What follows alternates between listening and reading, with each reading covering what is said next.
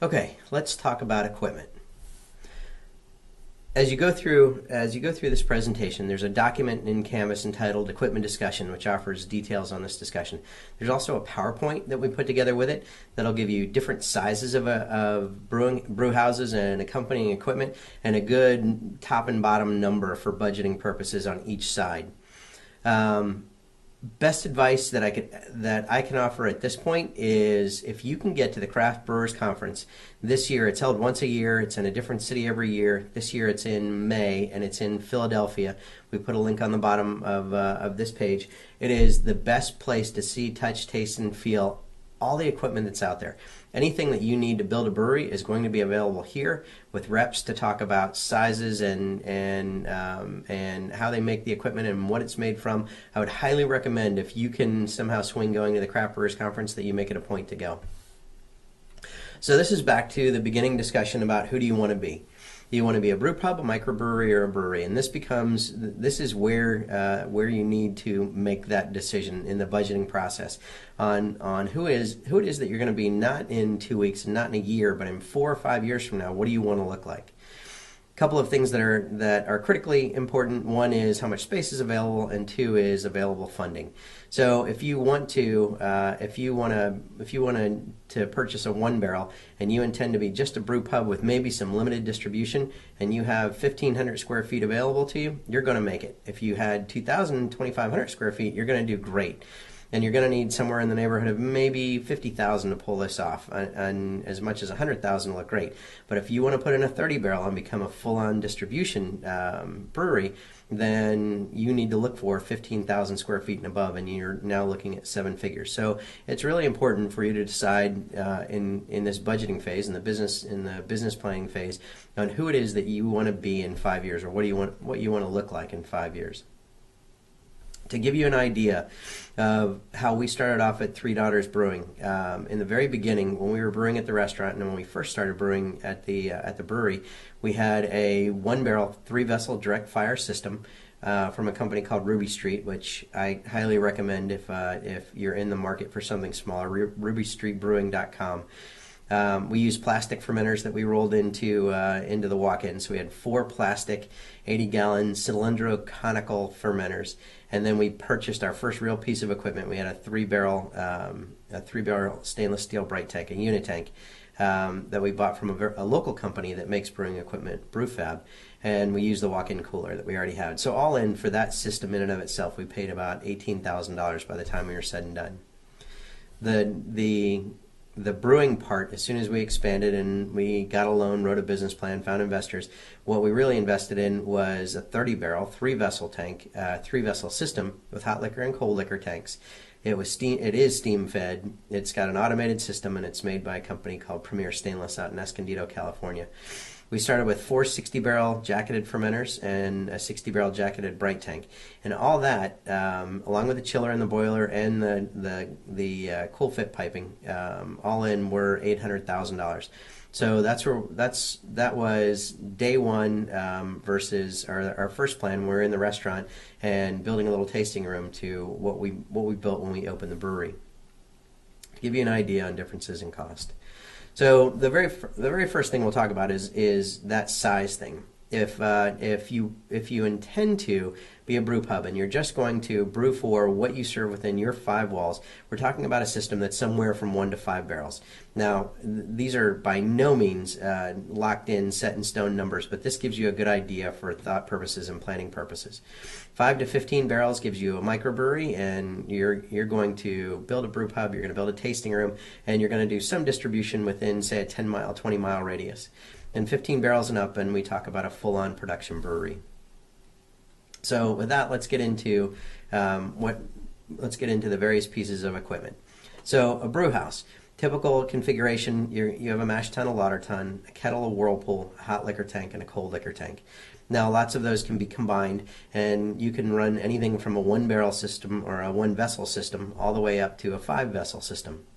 The other thing to consider when you're looking at your brew house and what size you want is how you're going to heat that brew house. Are you going to use electric? Are you going to use direct fire? Or are you going to go all in and buy a boiler and use steam? Boilers and chillers. I didn't write much here. We're not in depth enough to cover boilers and chillers. We're going to talk about it a little bit later in the presentation. But boilers and chillers are really reserved for once you get to that 15 barrel and higher range. So now you're looking at adding the piping, the steam piping, the boiler and the chiller, and you're 100 to 150,000 in just to get started. So boilers and chillers are what you want to consider as you really progress into bigger systems. Fermenters. When we talk about fermenters, it can be as small as the plastic on wheel containers that we use for our 1 barrel system, all the way up to jacketed 150 barrel fermenters and larger.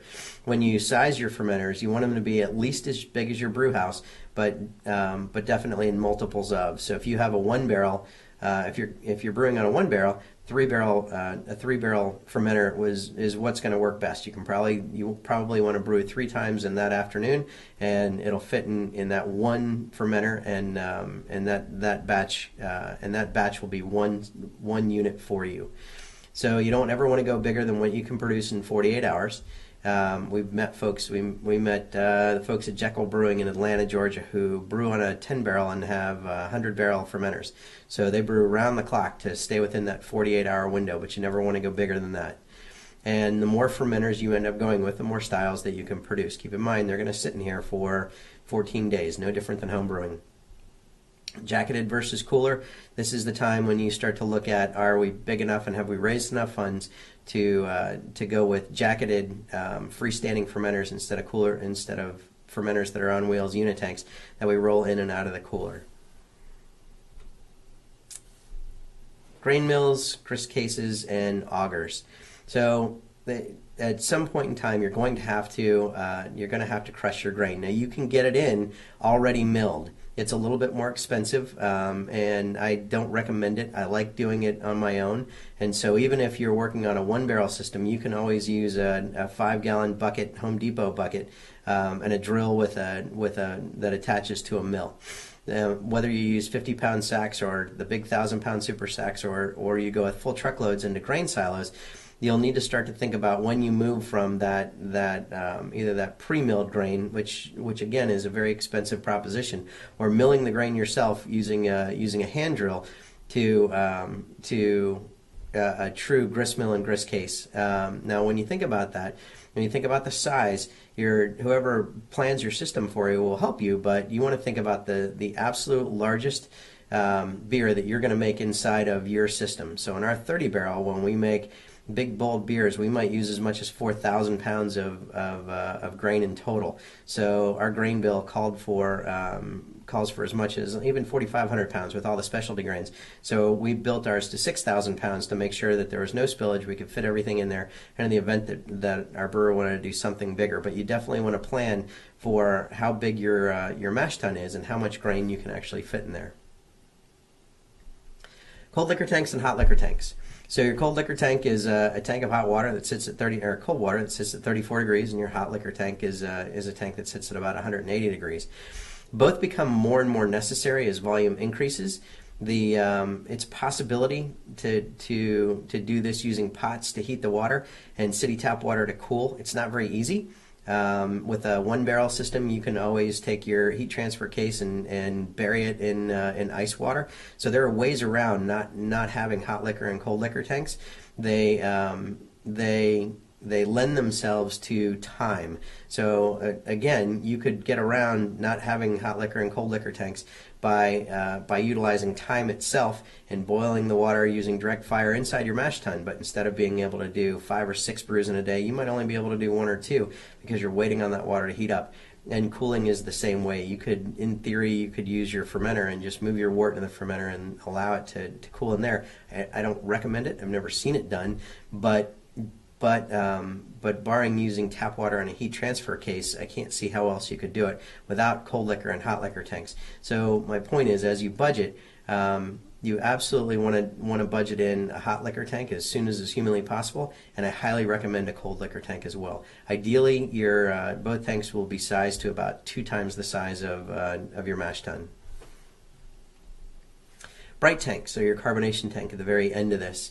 They can also be used for serving, and in a lot of brew pubs, you'll see them lined up behind as part of the back bar display. And rather than pushing beer into kegs, they might just use it directly out of these spray tanks or serving tanks. You can store these leave them in the walk-in. You can permanently affix them in your walk-in, or the smaller ones you can roll in and out to make it easier to use them. Ours are, once you get to be the size of more than, say, 3 to 5 barrels, you're going to want them jacketed and sitting in place, and this is the time that we really talk about looking at a chiller. Water filters. Water filters are something that are highly debated in the industry. They're based on brewers' tastes and desires. And it can be filtering your water can be something as simple as the small filters that you can buy from your local retail stores. They sell them at Home Depot and Lowe's, or as complicated as reverse osmosis, where you rip everything out and just start with H2O.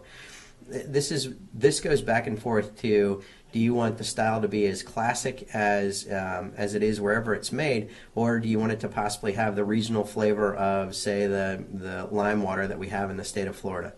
We use, at our brewery, we use a water softener, and we rip out all the chloramines. So we start with the basis of what Florida water tastes like, and we build from there. And we're one that believes that the regional flavor of what we offer in Florida gives our beer what it is today. So this is a debate that you'll have with everybody involved in your brewery, and it can be as complicated or as simple as you want to make it, or as spendthrift or as expensive as you want to make it.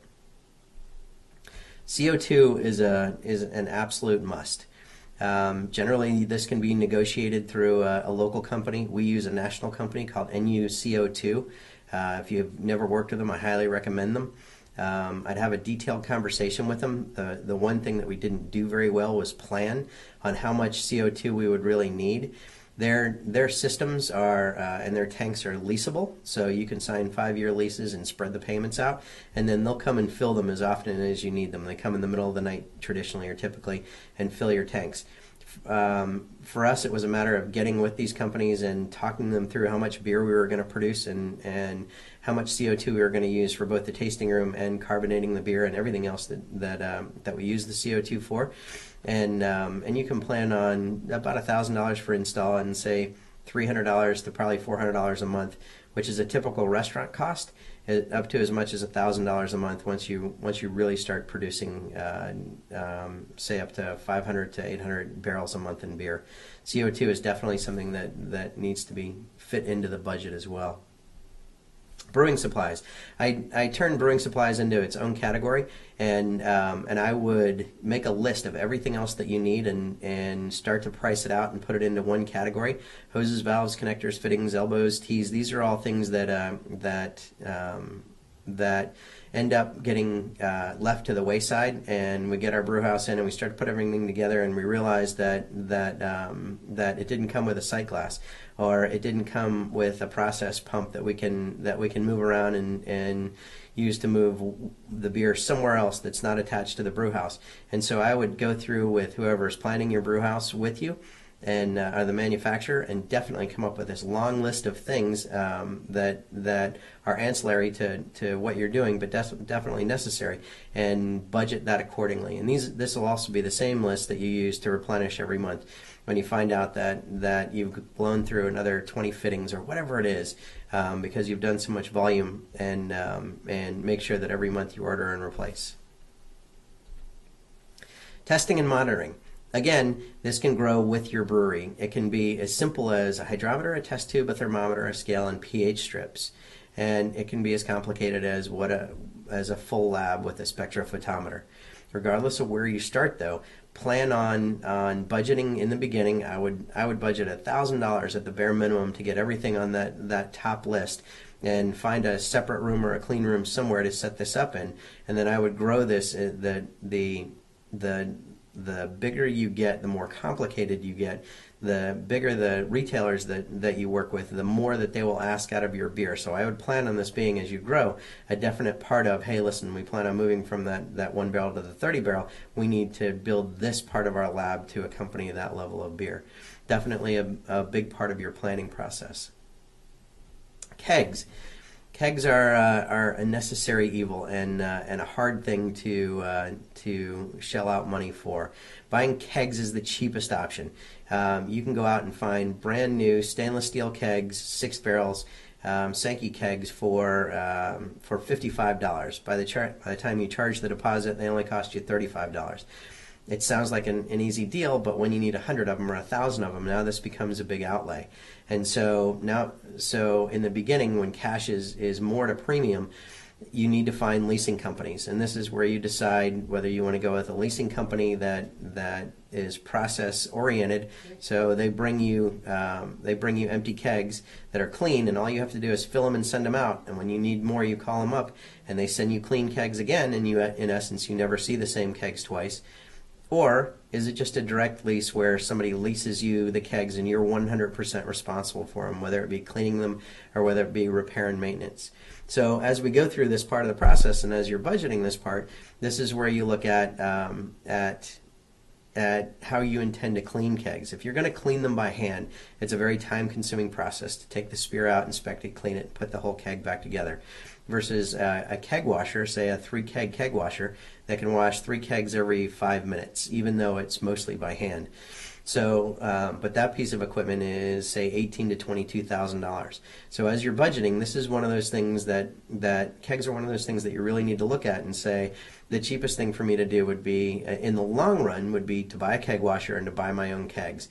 But now I'm talking about literally hundreds of thousands of dollars, or as much as $100,000 just to get started. Or I can go and lease, I can go to a keg leasing program where they constantly send me clean kegs and I pay, call it $4 to $7 a month to lease them. Or I just lease kegs that I'm going to clean on my own at $3 to $5 a month, and I eat that cost over 5 years and just start buying them down the road. So kegs are something that in the budget process you should talk to every tier of how it is that you can possibly get kegs and see how that fits into your budget. Other things to consider and that are bigger and bolder than looking at just starting a brewery, the keg washer I put on there, but bottling and canning lines, probably not going to start out with a bottling line or a canning line, and there are some really good companies out there right now that are mobile lines that'll come out and work with you. It's definitely worth looking into, as that can be up to 65-70% of your business. So I would definitely get in touch with, if you're not ready to buy a canning line or a bottling line, get in touch with a mobile brewer and start to figure out what that can cost you on a monthly basis. Barrels, foeders, grain silos, centrifuges. The sky's the limit on how you can expand your brewery. But I think that if you stick with the first 10 items that we talked about, you've got the makings of everything that you'll need for starting up a brewery. Thanks very much.